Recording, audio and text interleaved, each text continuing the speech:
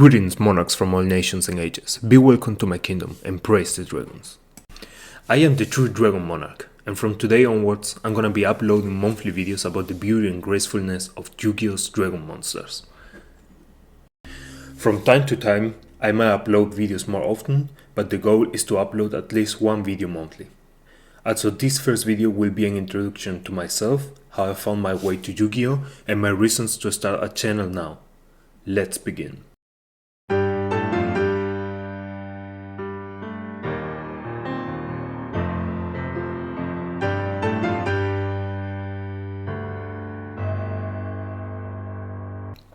It's 1996, and the Yu-Gi-Oh manga comes out from the hand of Katsuki Takahashi, a true masterpiece that mixes ancient Egypt, magic, modern times, gods, a little bit of horror, and every game that can come to your mind. It doesn't take long before Takahashi and the Shonen Jump noticed the manga reader's interest for one specific game in it, Magic and Wizards, or as it was called later, Duel Monsters. A card game similar to the already existing Magic the Gathering, but at the same time so different, and with its own style. The young dragon monarch of that time didn't know anything about this manga or the Duel Monsters card game, or how it would become one of the biggest part of his life. But I knew one thing, that I loved dragons, and anything related to them. You could even say I was obsessed with them. How could I not?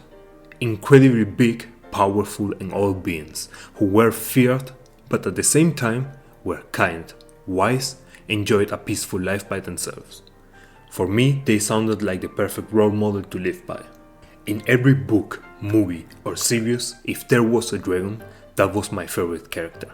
Pokemon, I picked Charizard. Digimon, Greymon all the way. Not exactly a dragon, but a T-Rex that breathes fire. Close enough.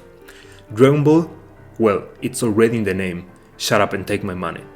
And of course, when I first watched Yu-Gi-Oh and saw the amount of dragons they have, I was instantly in love. Baby dragon? Oh yeah. Red Eyes Black Dragons? Love that. Blue Eyes White Dragon? Exactly my stuff. I even love Black Land Fire Dragon and Komuri Dragon. It's the 2000s. The anime Yu-Gi-Oh! Duel Monsters, which we all know, came out by Studio Gallop. When I first watched it, I fell in love. But I got the feeling nobody else was watching it. None of my friends talked about it, and I got the feeling I discovered a hidden gem that nobody else knew. Until one day I came to school, and all of my friends were playing Duel Monsters. With the real life version of the cards, I went from feeling like I was the only one watching Yu-Gi-Oh! To being the only one not playing it. I wanted the cards so bad, and I wanted to duel my friends, but I didn't have the money and my parents were not into the idea of spending money in paperboard. So I resigned myself to the fact that I was not gonna get some cards on. But then, my best friend at the time came to me as Jesus Christ came to the Jews, offering me my first Yu-Gi-Oh cards. Every card he had too many copies of, didn't have interest in playing, or was just useless.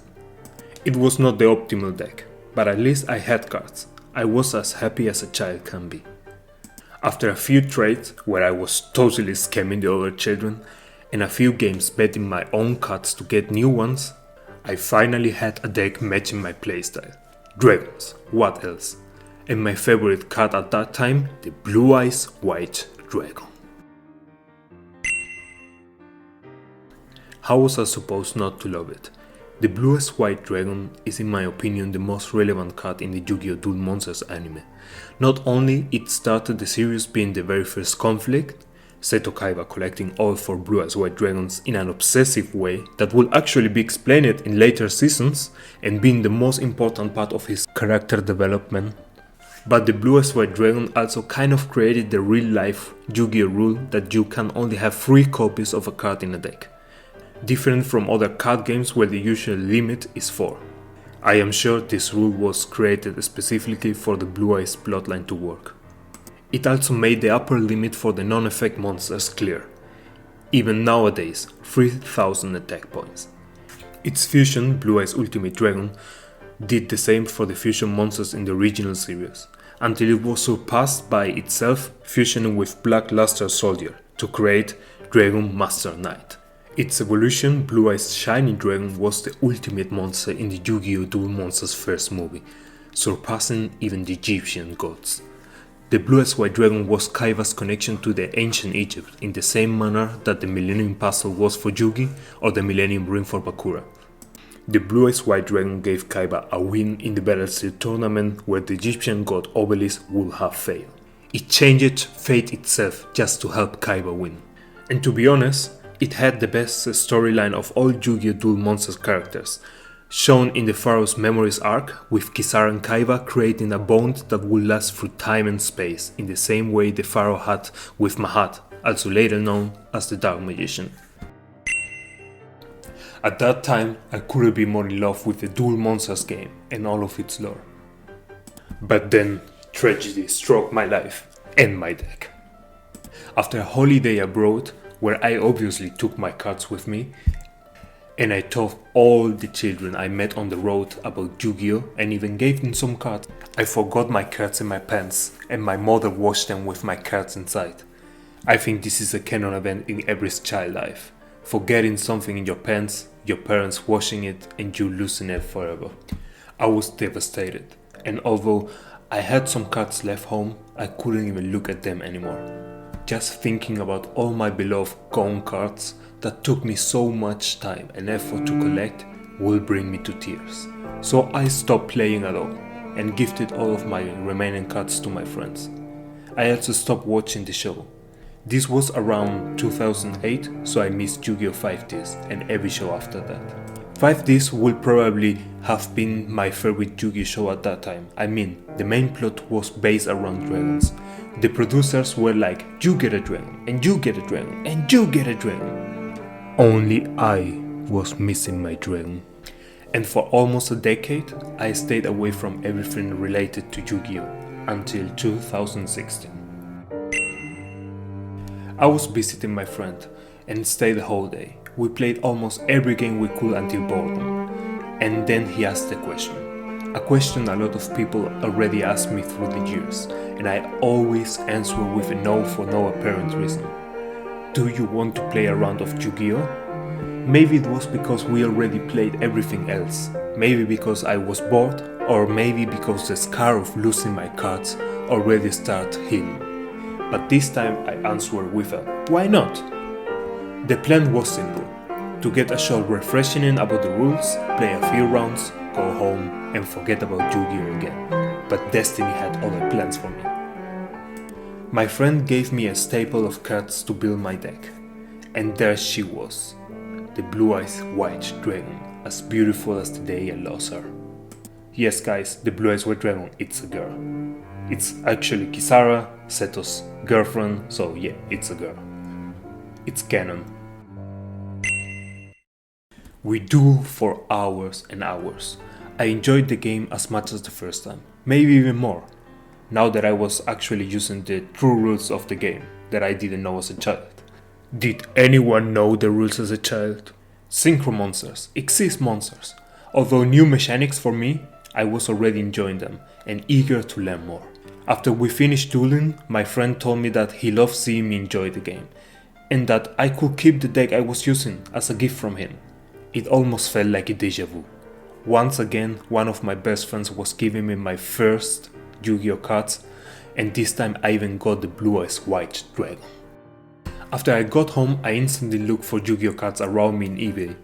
I took everything I could for 20 euros. Some old cards from the basement of a neighbor, some to have like Monster Reborn and Polymerization, and of course, 2 more Blue Eyes White Dragons and the Blue Eyes Ultimate Dragon. I went from not wanting to play Yu-Gi-Oh! At all to calling my friend every single day and asking him if he wanted to play a few rounds. I even asked some friends if they had any cards left from their childhood and if they wanted to start playing again. In the beginning, I was constantly losing against my friend and his Utopia deck. At that time, I didn't even understand how I needed a whole duel to summon my boss monster Blue Eyes Ultimate Dragon, and he was summoning Utopia every single duel on turn 1, like it was nothing. My other friends who brushed up their old cards were also losing all the games against Utopia, So at that time, for us, Exist monsters in Utopia were invincible. They were the pinnacle of Yu-Gi-Oh! Or at least, that was what we thought. My other two friends played a Dark Magician deck and a mashup of random cards that felt almost like Joey Wheeler's deck. Don't feel bad for my friend. After a time, he found his way to an actual deck based around the Ancient Year archetype.